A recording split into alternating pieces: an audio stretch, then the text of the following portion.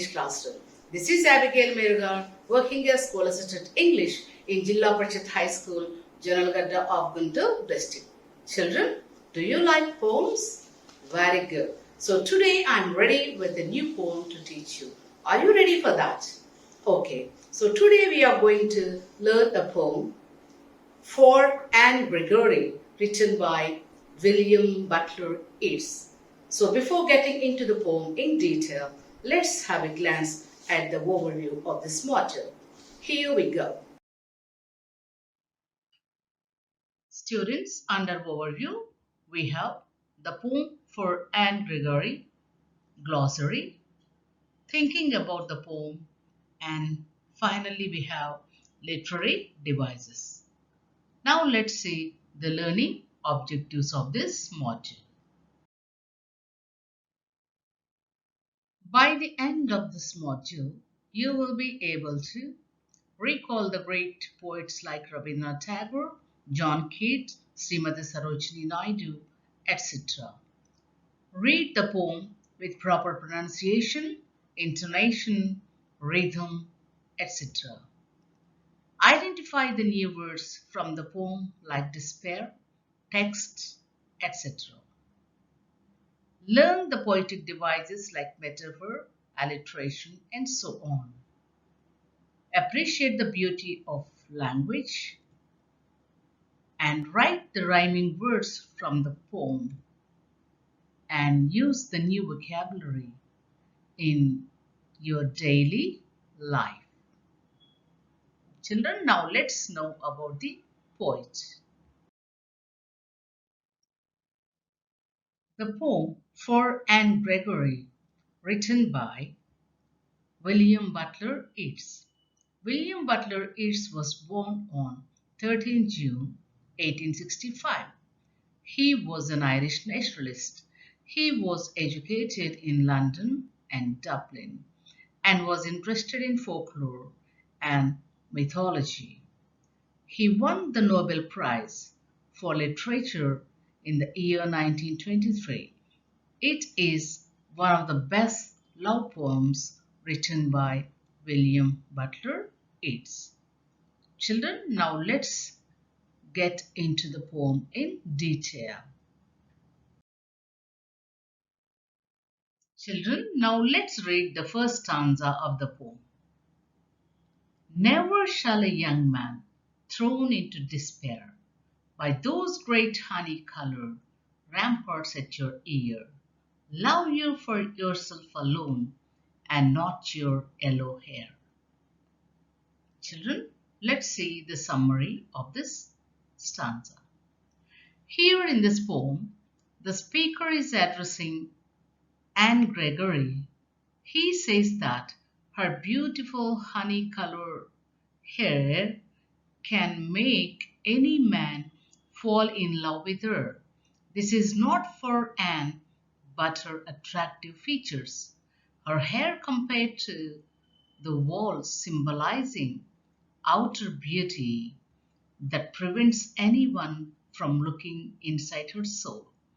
This is what makes the speaker that no man can love Anne what she is without her beauty. Let's move on to second stanza. Students, let's read the second stanza. But I can get a hair dye and set such a color there, brown or black or carrot, that young man in despair may love me for myself alone and not my yellow hair. Let's see the summary. Here in the second stanza, Anne replies to the speaker that what is seen from outside is very superficial and not necessary. She gives an example of her honey-colored hair, that she can dye her hair in black, brown, or carrot. Just by coloring hair, we can change our beauty.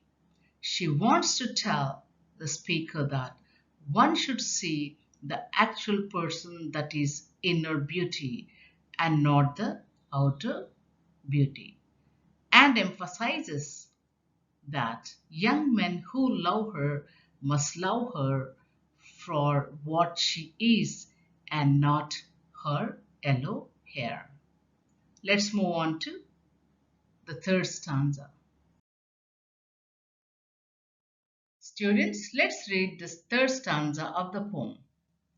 I heard an old religious man, but yesternight declare that he had found a text to prove that only God, my dear, could love for you yourself alone and not your yellow hair. Let's see the summary. Here in this stanza, the speaker replies to Anne's statements about love for internal and not external beauty. He brings an old religious man saying that only God can see beyond the external beauty. Humans do not have the ability to look internal beauty of a person. Humans are always carried away by the glitters and glamour. So the speaker concludes that only God can love Anne only for herself and not for her beauty. Children, now let's see the meanings for the new words. Students, let's know the moral and message of the poem for Anne Gregory. The poem tells us that true love is never based on physical appearance alone. True love is only based on heart, mind, and soul. It is only God who loves everyone selflessly.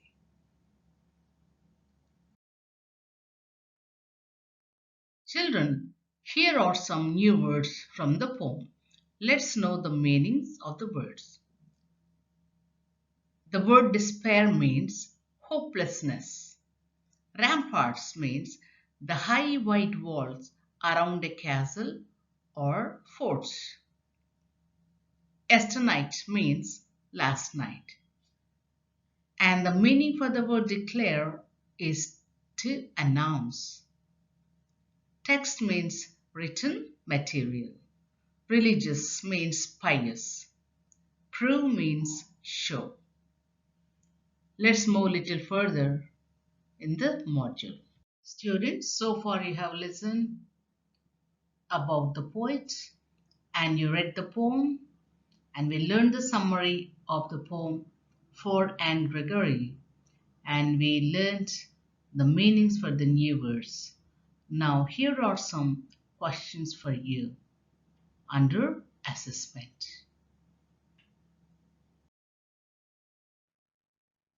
Students, here is a question for you. Question number 1. The poem for Anne Gregory is written by, your options are A. Robert Frost, B. William Butler Yeats, that is W.B. Yeats, C. Srimati Sarojini Naidu, D. Thomas Hardy. Who is ready with your answer? Very good. W.B. Yeats means William Butler Yeats. Well done. Here comes next question for you on the screen.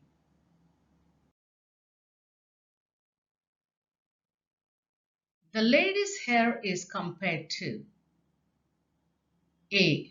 Ramparts, B. Ears, C. Honey, D. Despair. Who is ready with your answer? Proceed. Very good. Option C. Honey. Excellent. Here comes your next question on the screen. Students, your next question on the screen. According to the poem, what matters most for love? Your options are A. Pure love, B. Anne Gregory. C. Devotion. D. Purity of heart. So whose turn is to give me answer? Okay. Option D. Purity of heart. Very good. Children, now let's move on to literary devices of the poem For Anne Gregory. Okay, children? Students, let's see the literary devices from first stanza 1 in the poem For Anne Gregory. So in this stanza we have alliteration. Alliteration means the same sound of a letter repeated in a sentence. So here when you observe, love you for yourself and not your yellow hair. So here in this line you can find you and yourself, and then here your yellow. So here ya sound is repeated. So we can call it as alliteration. And the second one is enjambment. So enjambment means when there is no punctuation mark at the end of any line in a stanza. So here when you observe in the second line there is no punctuation mark at the end, and then even in the third line also, and the same with the fifth line. So when we don't find any punctuation mark, we can call it as enjambment. And then we have metaphor. Metaphor means indirect comparison. When we compare two things without using the words like, as, then we can call it as metaphor.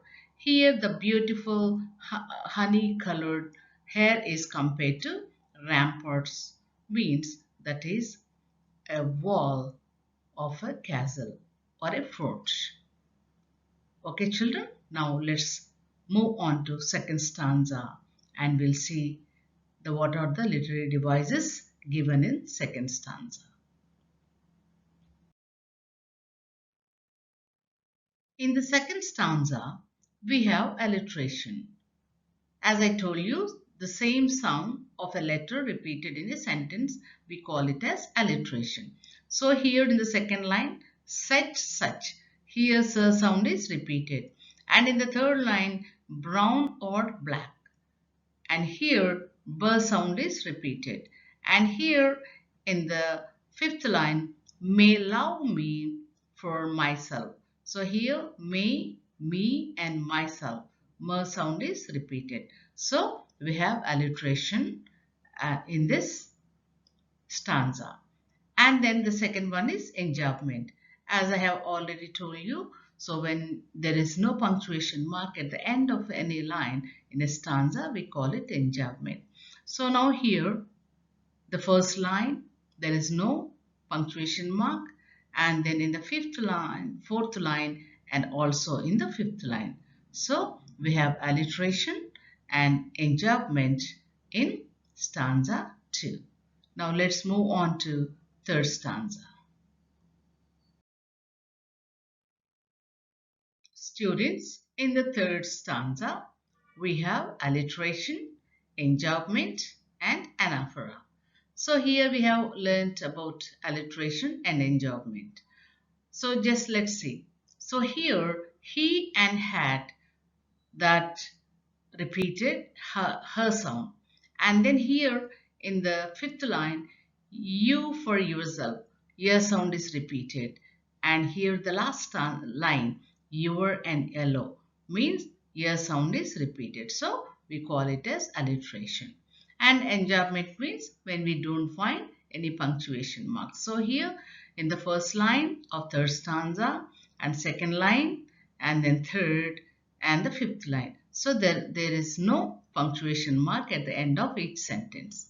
So it is called enjambment. And now anaphora. So anaphora means when a same word or expression is repeated at the beginning of a sentence.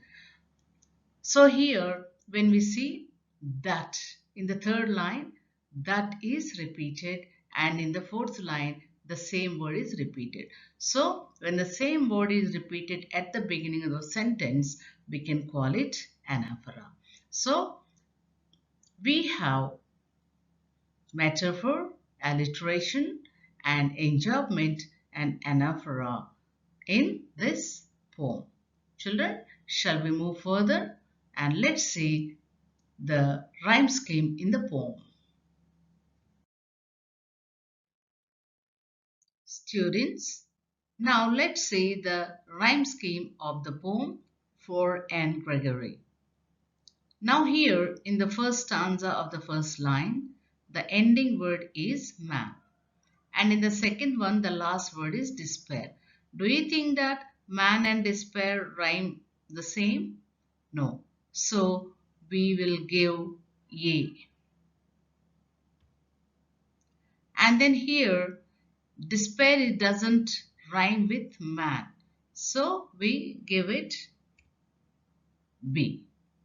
And what about C? Here, the third one, honey colored. So does it match with man or despair? No. So we can give it as C. Now, the fourth line, the last word, ear.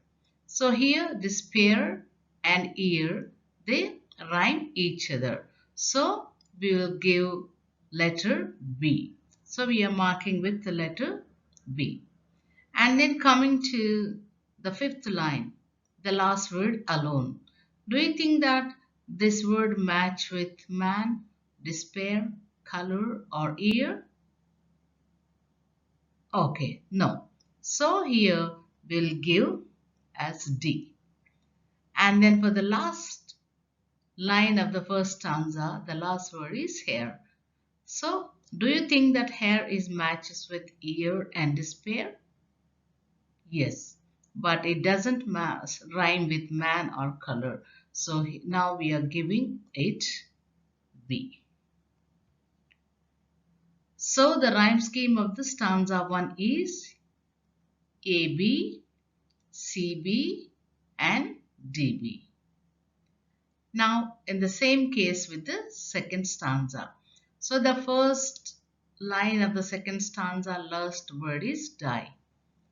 So we'll give it A. And then here you see there.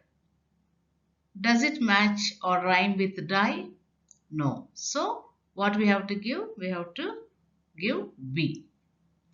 And then here the third one, carrot. So do you think that carrot rhymes with there or die? No. So what do we do? Yes, we have to give C, letter C. And then the fourth line, the ending word is despair. So is there any word that rhymes with despair? Yes, there and despair. So here already it is given B for the same rhyming word. Again we have to give the same one B. And then here alone. Does it match with die, there, carrot or despair? No. So what to do? We have to give D. And here the hair. So here hair rhymes with despair and there. So we will give it B. So the rhyme scheme of the second stanza is also AB, CB and DB. Okay children? So the rhyme scheme of this poem is AB, CB and DB. Children, so far we have completed the literary devices and also the rhyme scheme of this poem for Anne Gregory. So now let's go for assessment. Students, here comes your question on the screen. Read this following stanza and answer the given question. But I can get a hair dye and set such color there, brown or black or carrot, that young man in despair may allow me for myself alone and not my yellow hair. Your question. Why are young men in despair? Now, whose turn is to answer this question? Good. The young men are in despair because of hair of the women. Very good, very good. Your next question on the screen. Fill in the blanks with suitable words. For real love, physical features of women or who will give me the answer? Okay, proceed. Very good. Not important. And the next one. For getting God's love, one must be. So, one must have. Yes, who is ready with the answer? Very good. Devotional. Very good. Excellent. Here comes your next question on the screen. The antonym for the word despair. So, who will give me the answer for this? Your options are A. Happiness, B. Sadness, C. Grief, D. Cheerfulness. So, now who is ready with the answer? Very good. Option D. Cheerfulness. Very good. Super. Here comes your next question on the screen. What is the rhyme scheme of the poem for Anne Gregory? Your options are A, B, C, B, D, B. B, A, B, C, C, D, B. C, A, B, B, C, C. And D, A, B, C, A, B, C. So now I have listened to the rhyme scheme. So what is the rhyme scheme of the poem? Yes, A, B, C, B, D, B. Option A is the right answer. Well done, super. Students, identify the poetic device used in third line of stanza 2. Your options: A. Alliteration, B. Metaphor, C. Personification, D. Simile. So who is ready with the answer? It's option B. Metaphor. Very good, super. Your next question on the screen. Match the following words with their meaning. So now the meaning for the word despair. Who will give me the answer for this? Okay. Despair means hopelessness. Then the second one, ramparts. So what is the meaning for the word rampart? Very good. The high white walls around a castle or fort. Very good. And the next word is yesternight. Yesternight means? Very good. Last night. Well done, well done.